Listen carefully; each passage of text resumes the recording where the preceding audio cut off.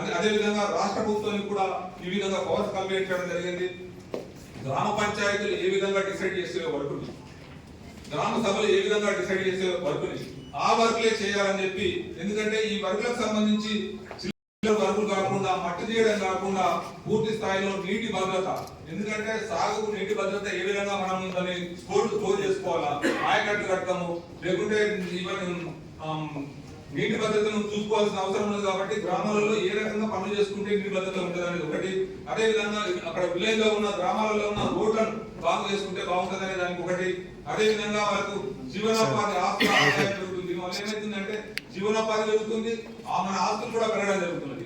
అదేవిధంగా వాతావరణ మార్పులలో ఎప్పుడైనా కానీ సైక్లోన్ కానీ వాతావరణంలో మార్పు వచ్చి అక్కడ ఏమైనా ఇబ్బందులు అయితే ఈ పని ఏదైతే పనికి ఆహార పథకం యొక్క కూలీలు ఉంటారో వాళ్ళతో చేపించుకుంటే వెసులుబాటు కూడా ఈ రాష్ట్ర ప్రభుత్వానికి కల్పించింది. కాబట్టి పూర్తి స్థాయిలో రాష్ట్ర ప్రభుత్వాల యొక్క బాధ్యత కూడా ఉండాలని చెప్పి వాళ్ళ యొక్క రాష్ట్ర పార్టిసిపేషన్ ని కేంద్ర పార్టిసిపేషన్ ని పెట్టడం జరిగిందని కూడా చెప్పడం జరుగుతుంది.